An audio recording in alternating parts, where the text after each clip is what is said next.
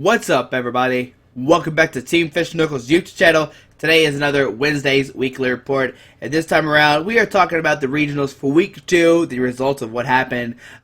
Before we get into that though, at some target locations, if you have a target in your area, some of them have been releasing the Blaziken EX collection box early, which has the breakthrough sets that come out in late October, early November, depending where you're at. So they have broken street date. If you go to a Target, make sure to check it out and see if they have those. They are $40. It'd be cool to see people get those. I have seen pictures of them online, so I'm just putting that out there just in case you see people like, how did you get that? Supposedly Target is releasing early, and some other shops, card shops as well, have been breaking street release and released them early because they're not due till mid-November if I remember correctly. So those boxes have been releasing early. So first off, just want to let everybody know about that. But let's go over the regional result from last weekend. So 2 weekends ago, we saw that Evital and we saw that Blastoise and some Sidestone were the most dominant decks of the format here. So of course we're going to have a whole 180 change shift here, whatever you want to call it, and we're going to see a totally new decks that countered those decks. As you see, there's Vespa Queens, there's Mega Manectrics, there's even a Tyrantrum here. And let's go over the decks here. Now, I don't have any information about these decks besides what's right in front of me. Like, you see right here, this Cow guy, he did play a Garbodor. There we go. And these doesn't say it played a Garbodor, so I'm not sure if they played the Garbodor or not. The big mystery, I don't think so. Once again, big shout out to Cal Theaker. He is the one who is collecting all this information and putting it out for us, everyone to see. So big shout out to him. Now, of course, the first placer here is going to be Jimmy O'Brien, who played the Vespa Queen deck here. Now, like I said earlier, I don't know anything about those decks. If I were to take a guess, though, they might have played Jolteon. I heard rumors that some were and some weren't. In this, the Jolteon just helps you. The Evital match up a little bit more, even though I don't think you really need it.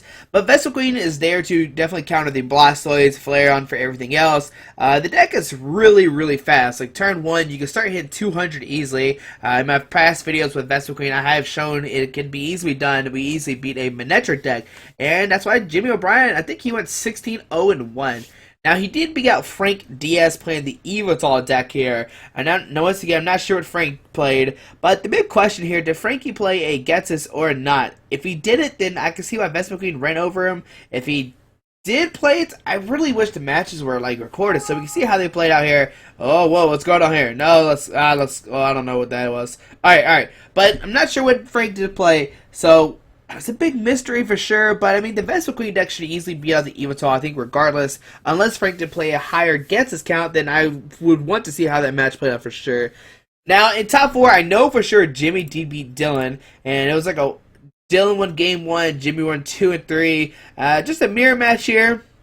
I think it just really comes down to luck and maybe like who can hit their blacksmiths at the right turn to power up the Vespa Queens, who can hit the DCEs, some weird stuff like that. If they played Hex, who can set up first and then play the Hex to shut down their Shaman so they don't set up. It's definitely a weird mirror match. It's just, you know, who can continuously hit the energy for the turn. If you miss, then you lose. Also, putting down multiple Shamans can easily lose you the mirror match because you can just license others out, take the free knockouts. Now, Evital did beat out the Sidestone Giratina deck in top 4. Evital, you know, it's a pretty good deck against the Sidestone Giratina. You can load up big Evitals to one-shot the Sidestone, one-shot the Giratinas, and they're not really ever one-shotting you. The most Giratina can ever do is like 150. That's with their Muscle Band, Furbank, and Laser in play. But if you do that, you have 4 energies committed on you, and Evital is going to easily Evil you for a knockout there. So not a great matchup overall, and we see why Frank Diaz did beat the Sidestone Giratina deck. Now, the reason why Giratina did so well this week, as you see, there's a Mega Manectric, Mega Manectric, Mega Manectric. So if I had to take a guess, Carl probably played one of these Mega Manectric decks with his Giratina to beat out the Mega Mans. I think he said he beat 4 Mega Mans, and if they're not playing Hex, Maniac, or Garbodor, you can see why Giratina does beat these guys because of its ability, making it where Mega Pokemon cannot hurt him, which is great there. Next up is Steven Varesco, who played the Mega Manectric deck. You know, I don't know if he played Toll Drop. I don't know if he played Garbodor. It seems like he's playing a straight-up Mega Manectric. But 5th through 8 doesn't usually matter. It's kind of like the same seed. Evital, just another consistent deck. I'm not sure what Nate lost to. It had to either be the Vespa Queen, Evital, or the Vespa Queen deck. If I had to take a guess, if Frank did probably beat the Nate deck, because I don't know how Frank can beat the Mega Miniature deck, but anything is possible with Evital. I've seen a Evital one-shot a Mega Man with one energy, like do 210 or whatever it is. I think it has 210. Just a one-shot a Mega Miniature. So anything is possible with Dark Patches and DCEs and Verpink and lasers and muscle bands and if they want to get even more creative, energy switches, there's so much stuff you can run in Evital that can easily one-shot your Pokemon there. And the tool drop is very nice as well because it is a single prize attacker that can take out big Pokemon, and they do have a bunch of tools here. So obviously with the tool drop deck, they're going to be playing Headbringers to slow down your opponents, and once you do that, you can start tool dropping easily for like 170, 180, depending if you have a Silver Ring or a Muscle Band on you. So that's Mega Manectric there. And of course, Mega Man was popular because Evital was popular last week.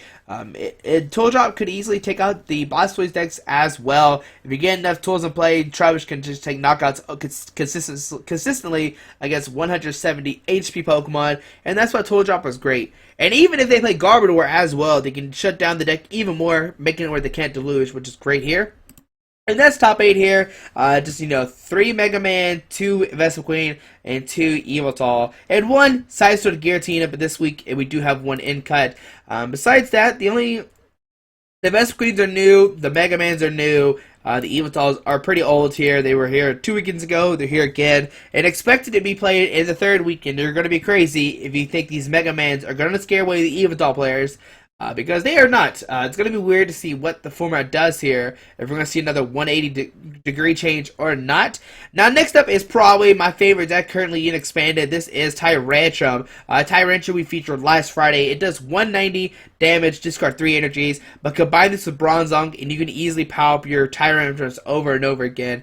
It's sad to see Greg did not make top 8. I'm pretty sure Greg and Deem had the same points. I could be wrong though, and the resistance was different. If you don't know, the way it works is you had to get 70 points to get top 8, and then it goes by resistance if you're tied. And I think Dean beat out Greg. Don't quote me on that. I could be wrong. But another reason why Greg did so good is because of Giratina here.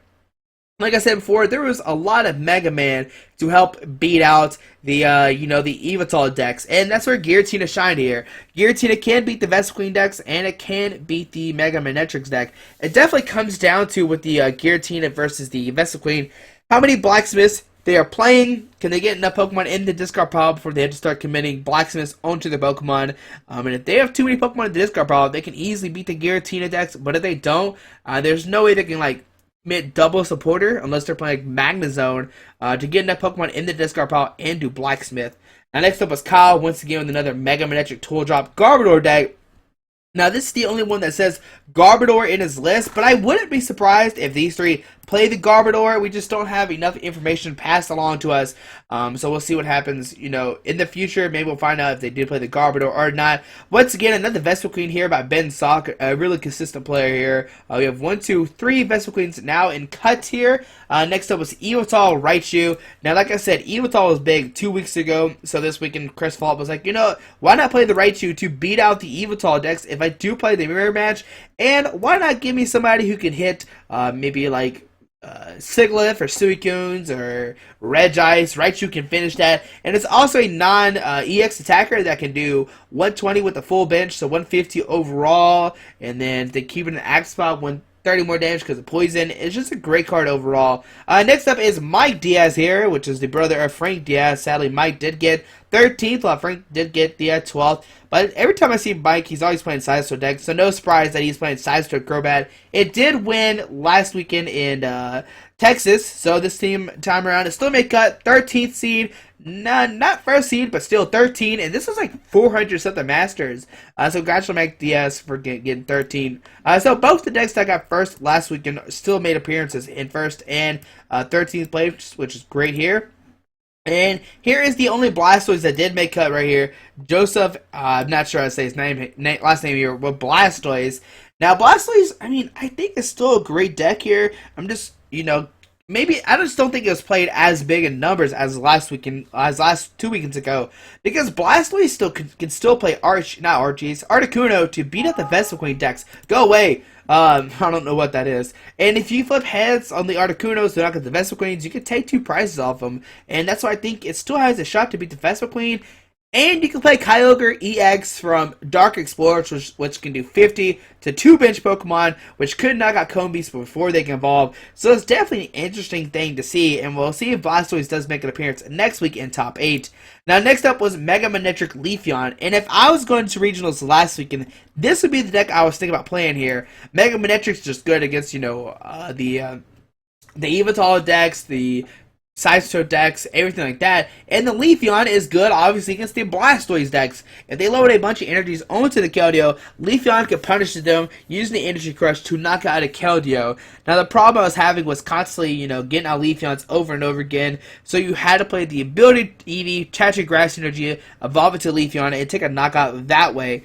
Now, the last interesting deck, once again, is Mega Manectric Genesect Garbodor. Now, it's kind of like the Leafeon deck, but this time you can't actually attach a Grass Energy to Genesect. You have to at least Turbo Bolt to a Genesect, attach an energy, and then knock out a Grass Pokemon. So it needs, or a Keldeo. It needs a little bit more energies there, which is kind of annoying, while Leafeon just needs the 1 to knock out the Keldeo. Genesect does need 3, but he did play the Garbodor, and once again, I'm not sure if Hunter did play, but Jay obviously did play the Garbodor there. And there is your top 16 here. Very interesting to see what's going to happen next weekend. And one thing that Pokemon did last week, and they'll probably do it again, it would not surprise me if they didn't do it again. It would surprise me if they didn't do it. They actually posted all the top 8 deck lists from last weekend. So all the people who wanted Sosa's list, all the people who wanted Mike Perimoth's list, they actually posted a thing where they had all their lists on Pokemon.com. And I'll leave that down below if you want to go check out the winners from 2 weekends ago. And it was actually posted only Friday before regionals. So I imagine that this Friday, they'll once again have a top 8 posting of all the deck lists from the Vespiquen, Evital, Vespiquen, Sideshow Giratina, Mega Manectric, Mega Manectric Job, Evital, Mega Manectric Job. Alright, they'll probably have all those lists. So make sure Friday night you check out those lists, or Friday afternoon, how early they release it, I'm not sure. I don't work for Pokemon, so I don't know when they release that. But once they do, I will probably make a tweet about it and tweet it out saying, hey, make sure you check this out if you're going to regionals. So make sure, if you're not following me on Twitter, follow me, so that way you'll have the info as soon as it goes live. And also I'll post it on Facebook as well. Just trying to get the Twitter some love here. I do like it a lot because it does auto-tweet all my videos while Facebook doesn't do that, so it's pretty cool there. But I hope you enjoyed this video. What deck are you expecting to see next weekend? Man, I'm not sure, because I still think Evital is a great play, but you got to figure out how can the Evital beat the Vespiquen players. But this weekend, there is 3 regionals. There is one in Fort Wayne, one in San Jose, and one in Vancouver. So 3 regionals to watch out for. And if you haven't heard, Fort Wayne is going to be streamed all the time. Like TCG all the way through is going to be streamed. No VGC at all, supposedly. I imagine maybe the Nugget Bridge might be doing that, and Pokemon would just let Nugget Bridge take that over. I'm not 100% sure. I could be wrong there. But it is cool to see an all TCG stream for the Fort Wayne regionals. Hopefully you enjoyed this video. Hopefully you learned something new about the regionals week 2. And Thursday, so tomorrow, I'm just Tuesday right now when I'm recording this. So Thursday, you will see another question and answer video. So make sure down below, if you have any questions for regionals, leave those down below and I'll make sure they get answered. Right now, the cast is going to be Kevin Baxter, Jim McClure, Jacob Van Wagner, our world champion, and right now I'm working on a 4 spot, trying to get somebody who is going to California, so look out for that. Thanks for watching. Hope you have a great Wednesday. Alrighty, bye.